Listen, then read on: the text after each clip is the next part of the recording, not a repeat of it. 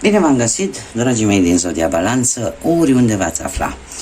Iată, ne ajungi la finalul lui august, ce a mai rămas din august. O lună magică, o lună cu evenimente astronomice, astrologice, cu mare intensitate, cu mare încărcătură energetică. Dacă până la jumătatea lui august am avut portalul leului cu această triplă vibrație a numărului 8, am avut o zi de 8, o lună a 8-a și un an cu vibrație 8. Iată că de la jumătatea lui august până la sfârșit avem iară două evenimente importante. Avem o aliniere de 6 planete în linie față de Soare, care ne îndeamnă să avem mare grijă ce promitem și ce ne dorim. Da? Și avem desigur o super lună plină care începe undeva pe 18 august și se termină pe 20. Partea plină, ca să zic, a ei va fi pe 19 august. O primă super lună, pentru că vor urma încă 3 consecutive pentru fiecare lună în parte, dar vom discuta la timpul respectiv. O super lună care vine va scoate la suprafață relațiile noastre cu ceilalți.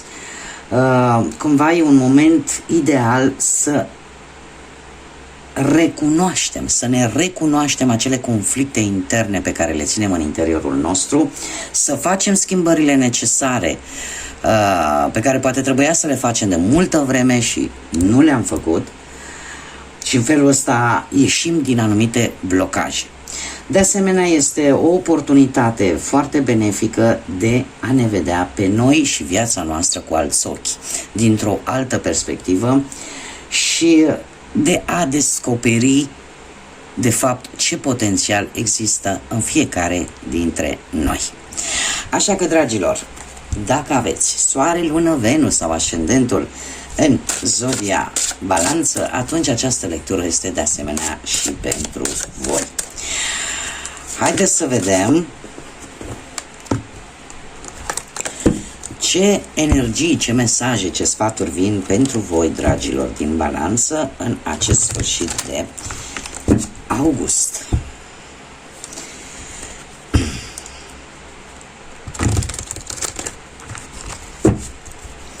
Haideți să vedem.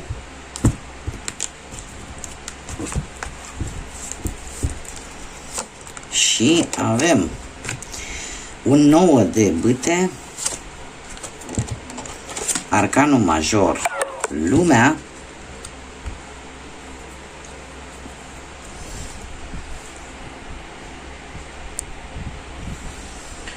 un pic rămân fără baterie.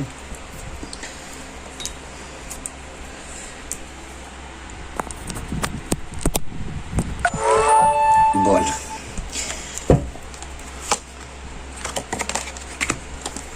Avem un paj de monede, un 3 de spade și un 6 de bâte. Dragilor, situația actuală cu acest 9 de bâte îmi vorbește foarte mult de un moment în care erați pe punctul de a rezolva o anumită situație, dar cumva au mai apărut ceva provocări, au mai apărut ceva obstacole care te-au cam întârziat. Nu trebuie să renunți, nu trebuie să crezi că gata, nu se mai poate rezolva nimic. De ce? Pentru că e cartea care te îndeamnă să nu renunți, pur și simplu, să mergi înainte, să ai curaj și să fii foarte determinată, luând în calcul, desigur, atât rezultatul pro cât și contra. Dar, în mare parte, ai șanse să reușești dacă nu-ți pierzi, cum am mai spus, hotărârea, determinarea și curajul.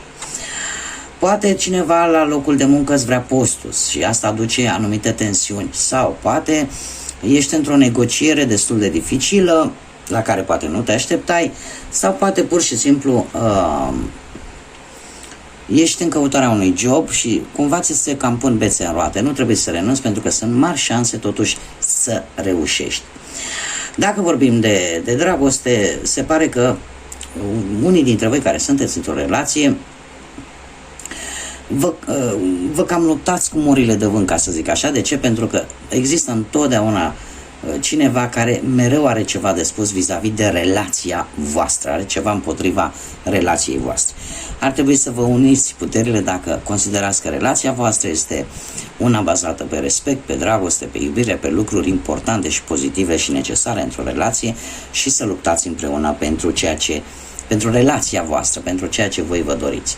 Dacă sunteți singuri, acest 9 de bâte vine cu o luptă pentru o persoană dragă vouă, o persoană care vă interesează pe voi în mod deosebit, dar care se pare că are și alți pretendenți sau pretendente. Și se pare că veți duce o luptă destul de aprică pentru a cuceri inima acestei persoane. Ce lăsați totuși în urmă? Și aici mare atenție. Pentru că am două variante. De ce? Avem lumea. Lumea, în general, este o carte pozitivă, este o carte care ne vorbește de schimbare, este o carte care ne vorbește de relații cu străinătatea, o carte care ne vorbește despre vânzări sau cumpărări de posesii, de proprietăți, de tot ce are legătură cu acest aspect. Cert este că voi, în acest sfârșit de august, cumva nu vă mai interesează atât de tare. Ori nu vă mai interesează un anumit aspect sau o anumită relație legată de străinătate, sau nu vă mai interesează poate un anumit aspect vis-a-vis de o vânzare sau cumpărare de un anumit obiect, o anumită proprietate, o anumită posesiune, sau, uite că am mai găsit una, nu sunteți interesați în schimbări radicale în viața voastră. Nu sunteți dispuși, poate, să faceți o schimbare radicală, să încheiați un capitol din viața voastră. Încă nu sunteți dispuși să faceți acest lucru. Acum fiecare adaptează în funcție de situația în care se află. Ce se așterne în fața ta de-a lungul acestei perioade de sfârșit de august? Avem un paj de monede. Dragilor, se pare că va fi timpul să acționezi. Va trebui să obții acele informații atât de necesare pentru a rezolva o anumită situație. Poate unii dintre voi va trebui să studiați, să aveți acele studii necesare pentru a rezolva poate o problemă profesională. Cumva, chiar dacă poate vi se va părea un pic rutinar, un pic plictisitor, ca să zic așa, la finalul acestei acțiuni veți reuși ce v-ați propus. Se pare că ești totuși pe drumul cel bun din punct de vedere cel puțin profesional. Unii dintre voi pot experimenta un nou început din punctul ăsta de vedere al profesiei. Și aș mai zice că chiar dacă la muncă e posibil să ți se ceară mai multe cerințe, cumva vei găsi acea manieră de a le face, de a le îndeplini, de a le face față. Nu știu de ce unii dintre voi ar trebui să vă cunoașteți valoarea, mai ales pe planul ăsta material, financiar și care cumva are o legătură cu munca. De ce? Pentru că cunoscându-ți valoarea, ceri atât cât ți se cuvine, atât cât tu consideri că meriți, poate în urma unei munci prestate. Iar dacă tu nu vei primi acest, nu vei primi pe cât ai merita, trebuie să ai răbdare, pentru că într-un fel sau altul vei obține recompensă. Dar nu este un moment foarte bun, aș zice, să renunțați la un job. Da? Pentru cei care l-au și care cumva se gândesc să renunțe la acest job.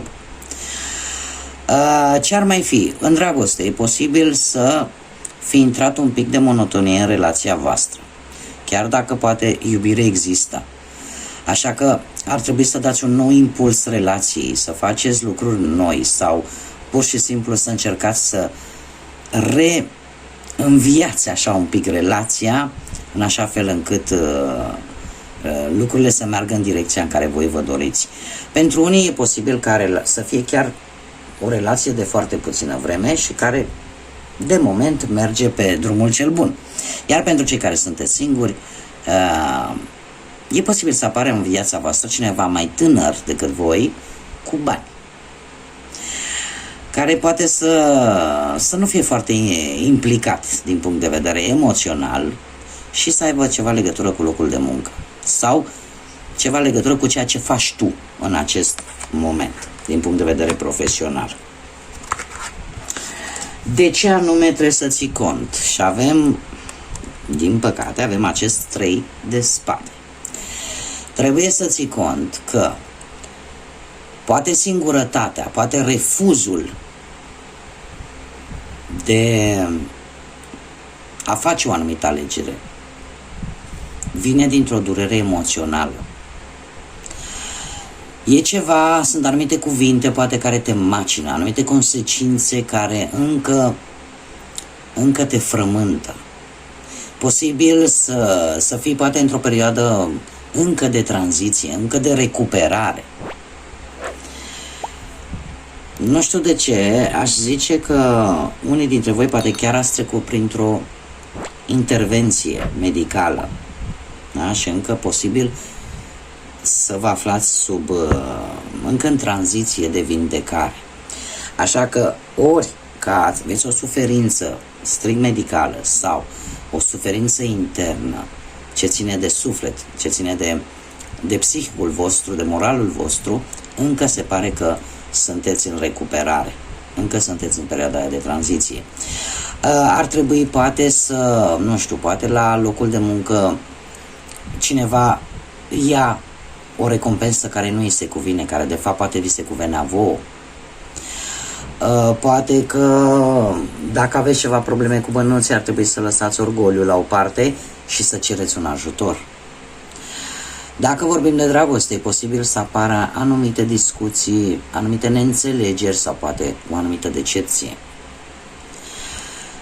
Ce vă pot spune? Că o relație se poate salva, dar se poate salva cu adevăr și dacă sunt sentimente adevărate. Dacă nu, există mari șanse pentru unii dintre voi, din păcate, să se ajungă la divorțuri, să se ajungă la rupturi sau la separări.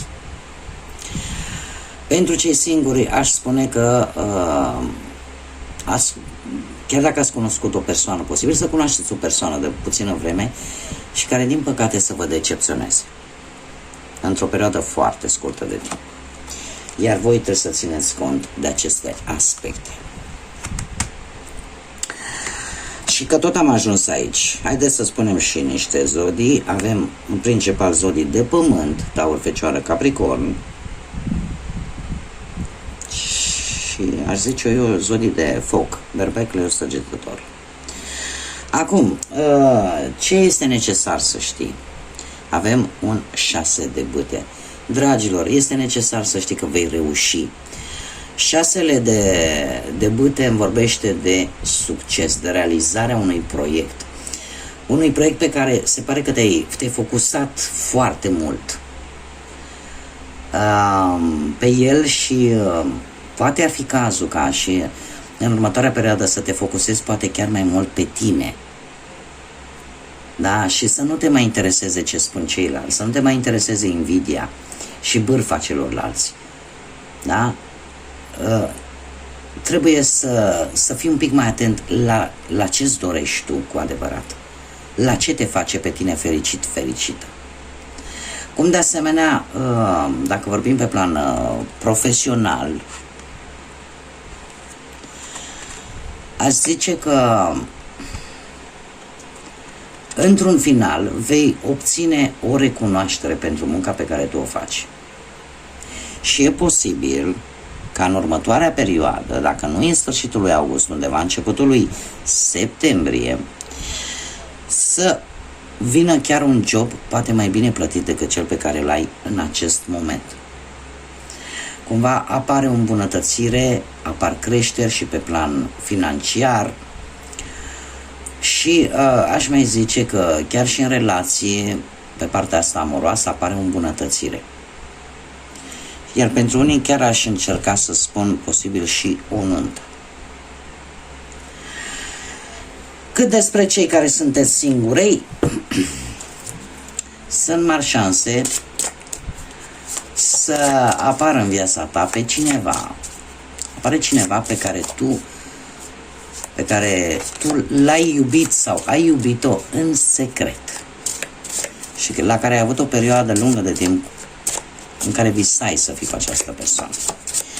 Haideți să vedem ce rune am pentru voi, dragilor. Ce ne spun runele pentru dragii mei din Balanță în această perioadă. Și avem Ingoaz,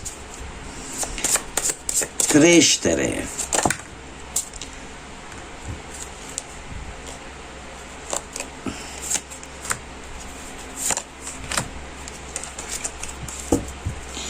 avem o creștere, exact așa cum am mai spus.